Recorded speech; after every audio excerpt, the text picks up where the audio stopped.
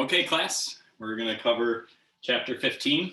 This is the second last or penultimate chapter of Business Law 1 and the study of contracts. So everything must come to an end. Sure, you've heard that before. Same with contracts. And so far, we've mostly been focusing on the formation and performance of contracts.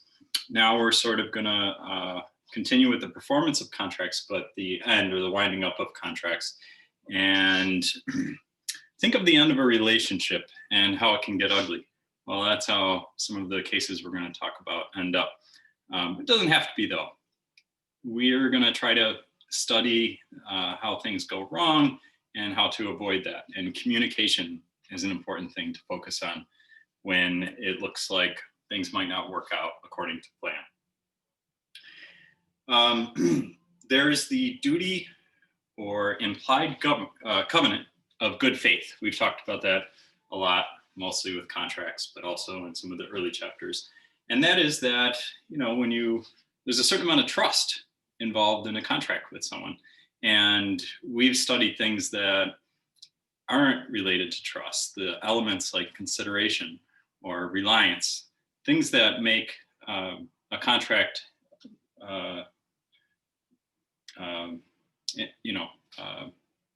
our ability to rely on.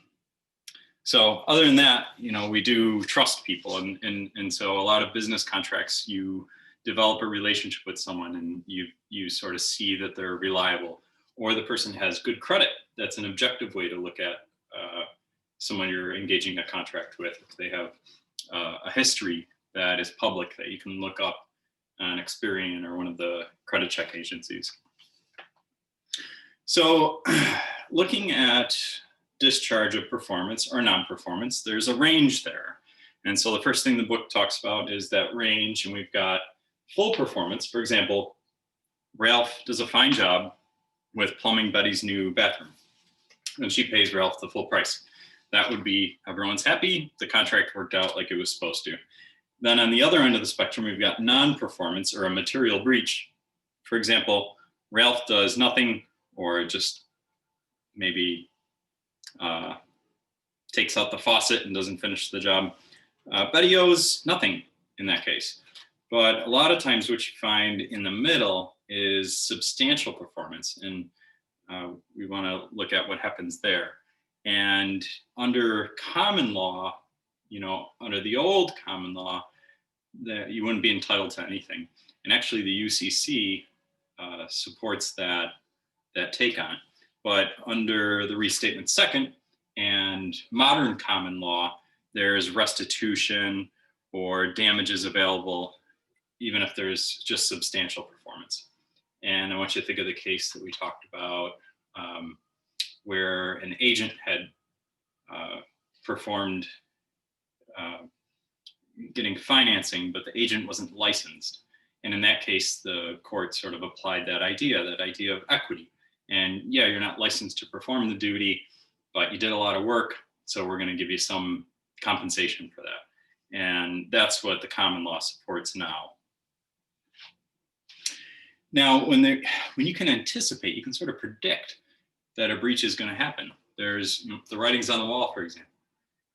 You can sort of see that that's happening.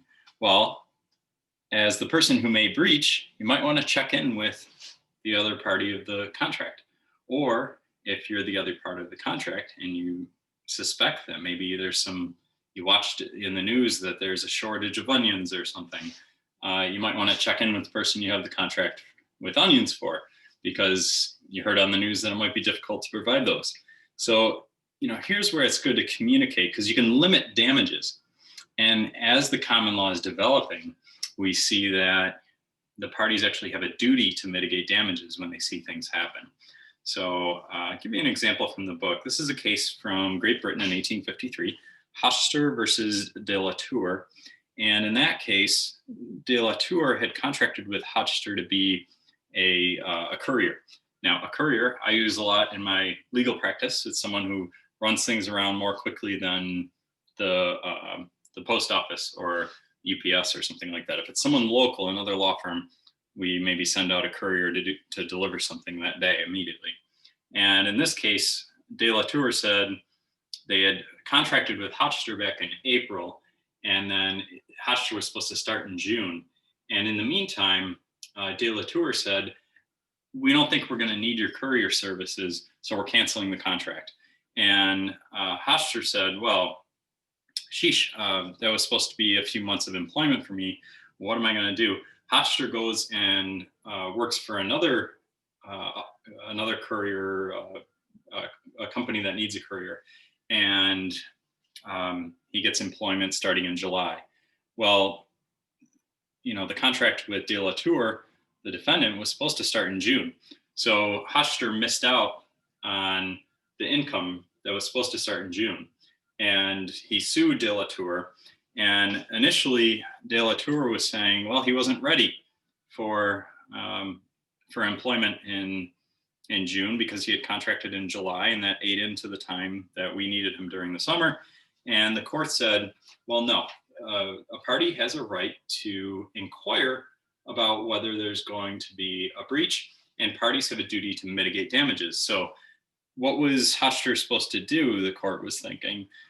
Just sit around and collect damages, or try to mitigate the damages? And here you see the common law developing, that we have the duty to mitigate damages. And I can put that in perspective with a case that I had in Ithaca City Court, where a Cornell student had an opportunity to do an internship at a hospital in New York City. And so he had rented an apartment from the first semester through the second semester, so the entire school year, but he had this opportunity to go to New York and do the internship for the second semester. So he wanted to sublet his lease. We talked about assignment last chapter, and this is what we're talking about here. He wanted to assign the apartment lease to a third party, and the landlord approved the third party, had done a credit check, and the third party actually lived there for a month, maybe paid a month of rent, and just left. And the landlord had a duty to mitigate damages and had to try to rent the apartment out to somebody else. And my client had the duty, which continued through the sublease. You can put that in a lease that while you're allowed to sublease, you still are responsible. If someone who's assigned the contract bails out, you're responsible for them bailing out. And I didn't think that was fair, but that's the law, and you learn it the hard way. So, but the landlord in that case fulfilled their duty to try to relet the premises. And again, we got the concept of good faith. They proved to the court that they had tried to mitigate the damages. All right, now we've got the concept of discharge by conditions. So there can be conditions classified based on how they are created. So for example, in upstate New York, we get a lot of snow, and people have to contract with snowplow companies to plow out their driveway. And a lot of times those contracts are a flat fee for the whole season, and they're classified based on how they're created. So, a lot of times it'll say they'll plow the driveway if there is more than 1 inch of snow, and they'll do it by 9:00 a.m. So that's a type of contract that's created based, conditions are classified based on how they are created. Then we've got conditions classified based on their effect on the duty to perform. So I do a lot of real estate, and those contracts are contingent upon the buyer getting financing. And so if the buyer can't get a mortgage, can't get financing, then the contract is invalid, and everyone agreed that that would happen if that's the case. Then there's condition of timeliness. So damages liability versus complete breach.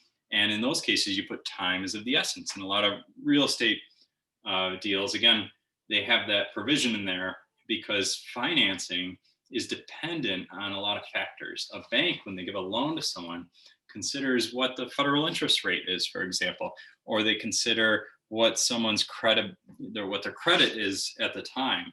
And some of that could depend on the news. So if someone's eligible for a loan, maybe at 3%, let's say, and then suddenly the economy tanks, well, the bank gave a reasonable window to take advantage of that financing. And so attorneys have to be aware that time is of the essence.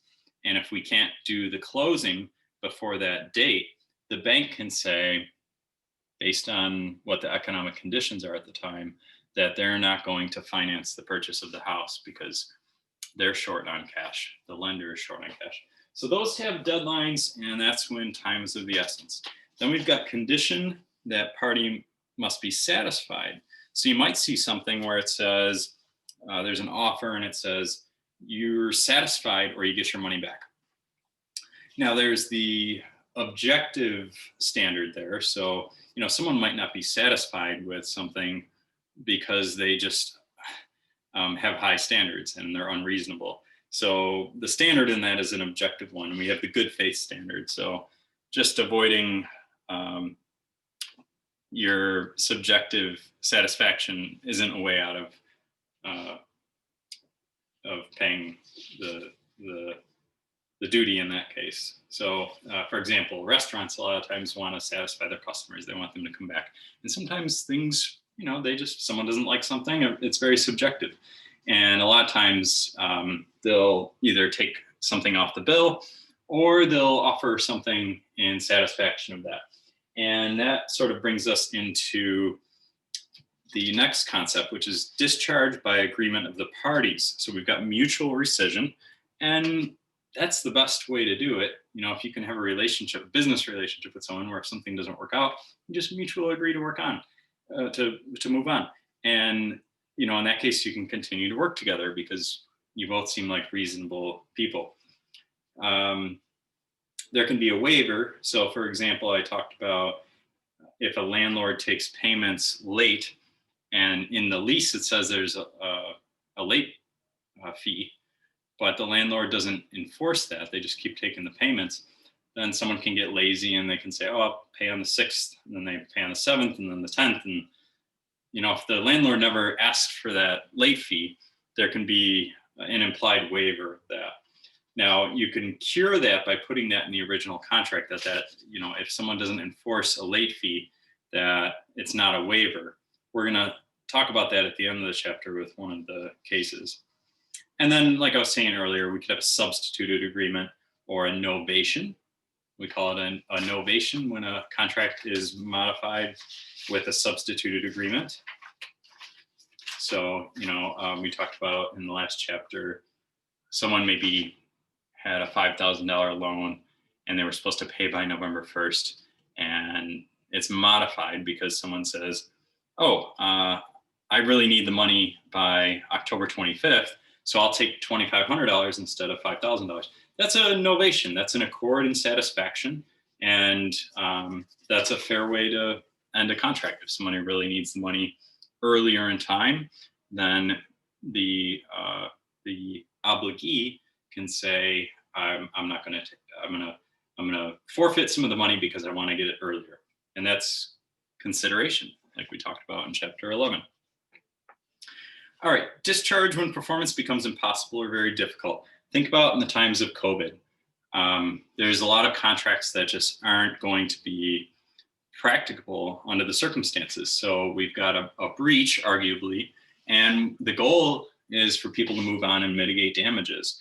As a business person, you don't want everybody to lose money on something like that. We should move on. So I brought up the example in class of the NFL.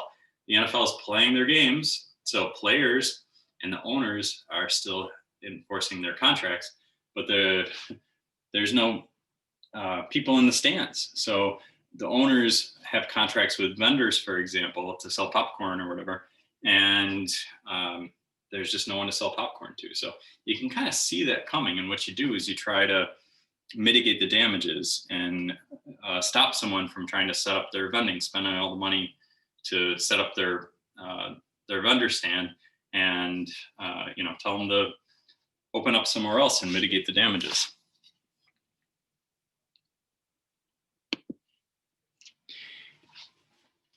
All right, so there's almost always a risk when you enter into a contract and something becomes difficult or impossible to perform. And, you can build in risk limits. So for example, you can say, if when you're advertising something or making an offer, you can use terms like whichever is last, or while supplies, until supplies run out, for example. You can put clauses like that so that someone doesn't have the expectation or reliance on something. And we've talked about that concept before in some of the previous chapters. All right, now we're going to talk about when it's impossible to perform a contract. And generally, the law affords that if under certain circumstances, if it's impossible to perform a contract, then the contract is not enforceable. So, for example, death or incapacity of personal services contractor. If someone contracted with a portrait painter to paint their family, and the painter dies before they're able to complete that project, then that contract is dissolved. There's no damages there, because the estate can't get someone else to perform that, because the people who the obligee had particularly contracted with the painter in that situation, not just anyone off the street, not just any painter. Destruction or deterioration of a thing necessary for performance. And the example in the book has to do with the sheepish ranch wool. And someone contracted to get this particular wool. It's a rare breed of sheep, and any old wool from the market won't do the job. So in that case, the contract is dissolved.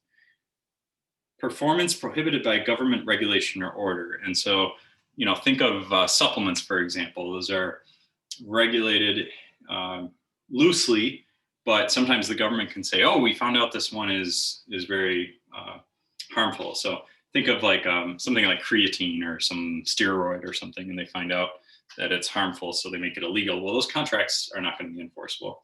And then there's impracticability, and there's a few different kinds of that. Common law impracticability, we think of the concept of act of God, which you may have heard before. So I used that recently with the COVID pandemic, and my client had contracted to buy a restaurant, like a concert venue. And of course, those are illegal right now. So the contract that they had, I said, we're backing out of that.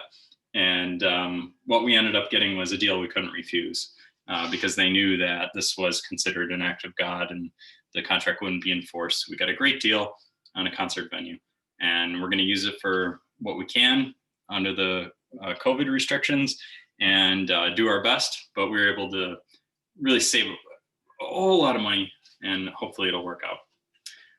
Radical departure from the circumstances at the time of the contract. So the example in the book is Autry versus Republic Productions. And here we've got Gene Autry, who's an actor, and he has this contract to perform in a film, and then he gets drafted for World War II, goes off to serve, years go by, and the economy drastically changes. Inflation goes up a lot. So the price that he contracted for is just impractical after the war. And so the court says that he doesn't have to perform that contract at that price. We've got commercial impracticability. So, there's all these different things that change, the price of goods and certain different kinds of goods. And that's, going to be discretionary to a court. But I want you to think of COVID again, or a war, or tariffs. At the beginning of our current presidency, Donald Trump had sort of started a trade war, and tariffs were created. So it was hard to get goods at a certain price from another country before it. And so that affected the way contracts were enforced. And sometimes you'd have commercial impracticability. Then we've got frustration of purpose. And so that means basically the value of the performance is virtually worthless. And the example in the book is from 1901, when King Edward was going to be crowned in England, and he got sick, I think, so they canceled it. And all the people who had hotel rooms along the parade route were allowed to back out of their contracts. That's what the court decided. Other methods of discharge include cancellation, destruction, or surrender, like tearing up a contract. I guess that could work under certain circumstances. Both sides should understand what was going on there. We've got avoidance power. So in chapter 10, we talked about capacity, duress, misrepresentation, mistake, or unconscionability. there's the statute of limitations, and that's generally 6 years in New York State. Under the UCC, it's considered 4 years. And then there's bankruptcy, which is covered more in Chapter 30 in Business Law 2, I assume. But we've talked about it to some extent here, and it's going to come up in one of these cases here. I'll start with that case. That's Minor versus Chase Auto Finance Corporation. And we're in Arizona in 2010. And we've got a guy who, the plaintiff here, he financed a Toyota Tundra with Chase Auto Finance Corporation. And then he declares bankruptcy.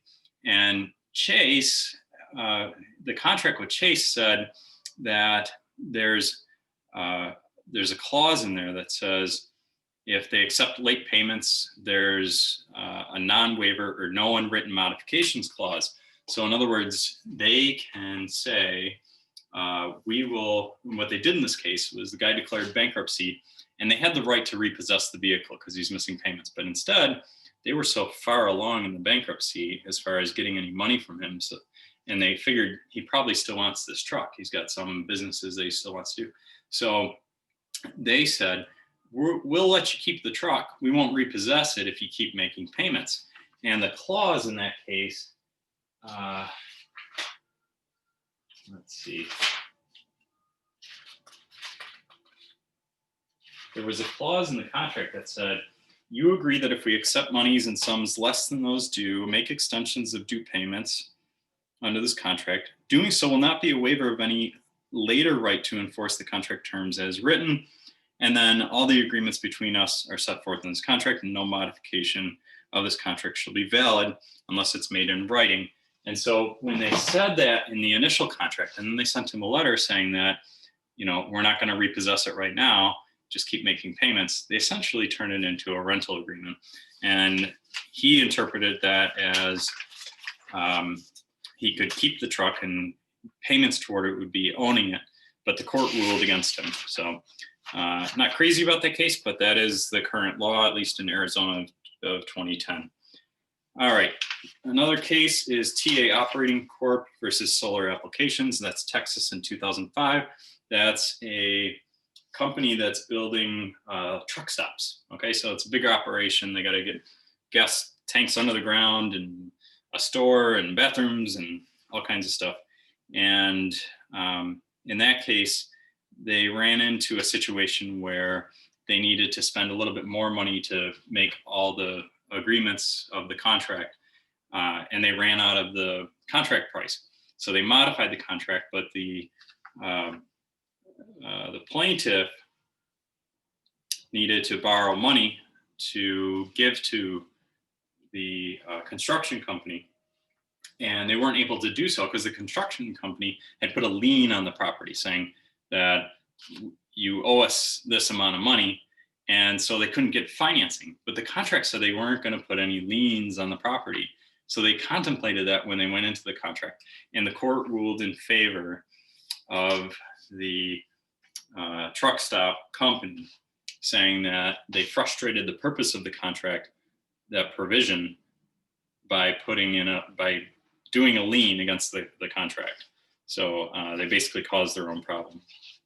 All right, the last case in the chapter is impossibility as a defense. And like I said, death or incapacity can make a contract unenforceable. We've got Parker versus Arthur Murray, and that's Illinois 1973. Arthur Murray, remember, was a defendant in another case where they had sort of gave a false opinion about someone, about a widow who they got $30,000 and basically said she was a good singer and she wasn't. Well, in this case, they're defending again, and they took a bunch of money from Parker, the plaintiff, and he got in an awful auto accident. He's paralyzed after that. And again, they had taken a whole bunch of money up front, and they didn't want to refund the money, even though this guy's paralyzed, and the court disagreed with that. So that's an important lesson, that impossibility is a defense under a lot of contracts. So that's the end of chapter 15. We've got one more class to go. I'll see you for chapter 16.